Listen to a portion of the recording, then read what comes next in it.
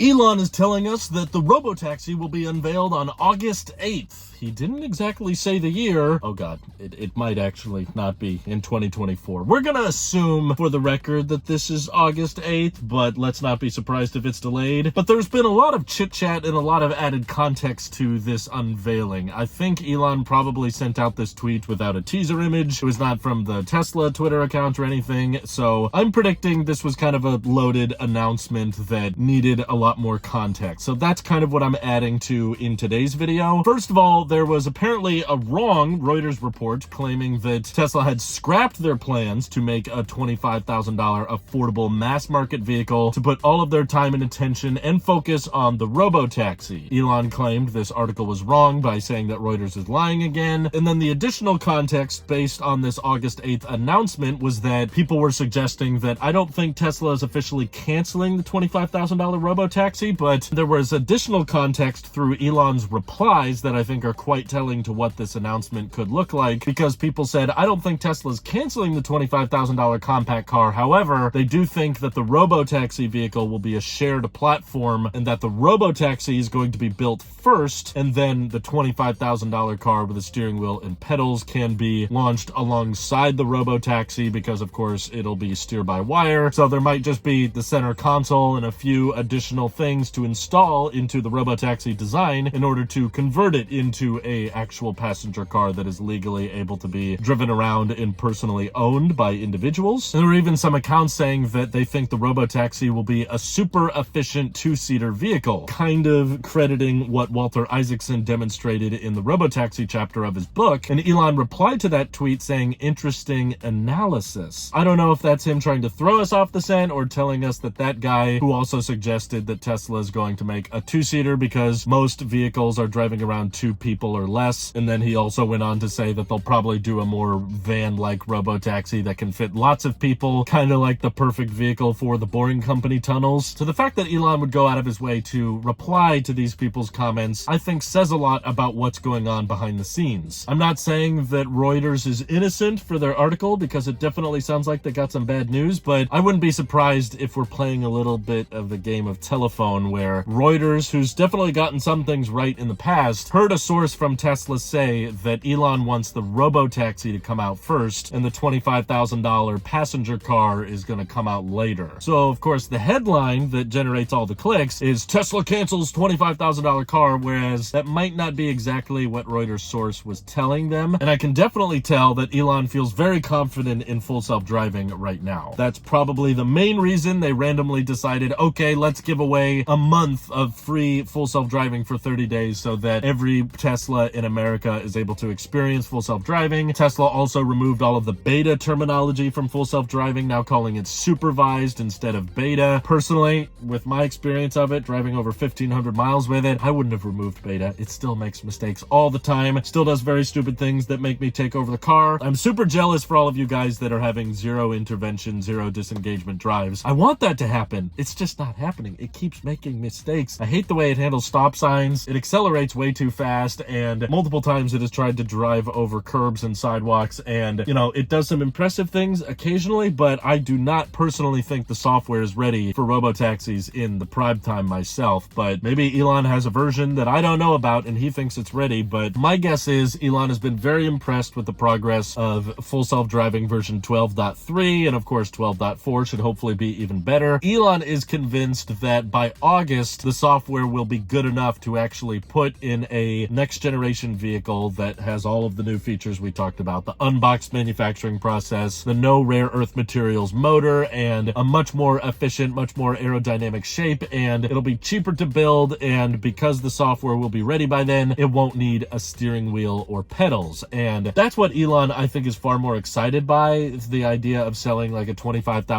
affordable vehicle just doesn't excite him. He's probably fed up with the interest rates and Tesla having to advertise to get the word out there about EVs. So what he thinks would be a bigger dent in electrification is if Tesla leapfrogged the whole industry to an autonomous vehicle that doesn't require a steering wheel or pedals and just have that drive around people so we don't have to sell cars to individuals anymore. That's his whole grand vision that he's shooting for, but personally, I do not think the software is going to be ready by then. I think that regulators are going to substantially restrict the rollout of vehicles vehicles that have no way of driving them around manually. Maybe Tesla has a backup plan for you to plug in like a PlayStation controller to drive the car around, or maybe even just through the phone app you could like steer it a little bit or something weird like that. But we know that Elon has been working on the next generation vehicle platform assembly line at Giga Texas, but we also know that Giga Texas is kind of tapped out already with the Cybertruck assembly and the Model Y assembly. Is there room for Giga Texas to have another giant next-gen vehicle assembly line? I know it's supposed to take up less square footage, but it's gonna be tight. So my guess is Giga Texas is not necessarily big enough to deliver the $25,000 car at massive scale, right? Maybe they can only build 20,000 to 50,000 vehicles per year with the limited space available at Giga Texas, which is still a lot, but not going to be enough to match the demand for a $25,000 Tesla. So I think Giga Texas is going to focus on building vehicles that don't have steering wheels, don't have pedals, and they're just going to be the robo-taxis that Tesla owns and doesn't sell. And that brings us back to why Elon is probably comfortable unveiling the robo-taxi in early August of this year, probably. I really hope it doesn't get pushed back to 2025, but knowing that a lot of the robo-taxi is going to be dependent on how good full self-driving is, I wouldn't be surprised if the unveiling gets pushed back further in the year or to next year. But if Tesla owns the robo-taxis themselves and they don't have to sell them, they've got nothing to worry about in regards to the Osborne effect, which we know Tesla cares about. That's why they're being so intentional to go out to employees and tell them Project Juniper is not real. Tell everybody that the Model Y is not getting refreshed this year. Tesla did the exact same thing with the Model 3. You know, Asia got the refreshed Highland update, so did Europe, and then they just stay quiet for North America. We all know it's coming to North America, but Tesla on their face has to act like it's not coming. They're like, oh, well, we're not commenting on that. And I think that's part of the reason Tesla would not unveil a $25,000 car unless they were ready to ship it, because that would definitely affect sales of the Model 3 and Y if people knew that a far cheaper, maybe more exciting, more interesting vehicle was coming right around the corner. And same thing with Elon reacting to this comment about the robo-taxi being a two-seater. I hope that ends up being the case, because what I think is going to happen is Elon's going to double down on this whole robo-taxi idea because he thinks full self-driving is just downright perfect. He'll find out it's not perfect later and we'll worry about that, but I do think that Tesla should be pretty easily able to switch the robo-taxi line into a passenger car line just by swapping out, you know, the center console piece to have, instead of just an HVAC vent in a glove box, also a display for your speedometer and a steering wheel with, you know, buttons for blinkers and a horn and all that stuff. Easy things they can add in with a steer-by-wire system. And to prevent the Osborne effect on the Model 3 and Y, this will be a smaller vehicle. It will not have as much storage space as a traditional sedan or SUV. It may not even have as many seats as a traditional Model 3 or Y would have, and that's how they prevent it from cannibalizing present-day sales. And I'm hoping that if the robo-taxi unveil happens this year, we'll be able to see it in person and go, okay, I understand why if you added a steering wheel and pedals to that design, it wouldn't necessarily cannibalize the other Tesla vehicles in the lineup. That's the direction I'm hoping they go, because I'm just a big fan of like super efficient, smaller vehicles that are more aerodynamic, use a smaller battery pack at the same amount of range. I'm excited for that kind of thing, and less so about the robo-taxi, especially after having full self-driving for the past 1,500 miles I've driven. It has not made me more bullish on the future of robo-taxis because of how often I've had to take over and because of how many mistakes it's made. Again, I'm so happy for you and so excited if it works really well and reliably in your city, but where I live and at all the places I road trip to, I was having to take over pretty regularly, and it made some pretty horrible decisions. Just last night, it tried to pass a guy on the left, and then it went back on the right, and then it got in the right turn lane when it needed to stay in the center lane, so I had to take over, and it beeps every time it's just dark outside. It keeps saying full self-driving performance degraded, and it has to beep over and over and over again. Very frustrating, very annoying, and who knows if Tesla's going to hit another local maximum with this software again. We really don't know. We could have version 13 be really promising in another couple of years, but knowing how picky the NHTSA is about where my eyes are when using basic autopilot makes me think that the federal government is not going to be too nice to Tesla when it comes to the rollout of these robo-taxis, but they could easily just keep them for the Boring Company tunnel, and I think Tesla's very likely going to do what Google Waymo has done and what GM tried to do with Cruise, and just enable robo-taxis in a few selected cities where they are known for permitting autonomous vehicles already, like San Francisco or Chandler, Arizona. And with the small assembly line they build at Giga Texas, they might just build enough robo-taxis to serve a handful of cities, and that way Tesla can say, see, the robo-taxi future is upon us. We've actually delivered on it. It's doing rides, even though there's probably just going to be a couple dozen vehicles giving people rides around, they'll still be able to brag a lot and hopefully please their shareholders by saying, see, I know it's in limited capacity, but technically we've delivered on the RoboTaxi promise. Kind of like how they did the Tesla Semi delivery event, even though they've delivered less than 100 by now. They get the PR and they get to brag about, okay, the Tesla Semi, it's out there, we've delivered it. How many? Not that important. Let's just focus on the fact that they're out there and that they exist and you can drive on the road with them. And they'll probably do something similar with the RoboTaxis, where it's a very, very limited, very slow rollout, but it will be cool, and the Tesla bulls will definitely eat it up, being able to see these futuristic, mini Teslas driving around with no steering wheel and pedals and doing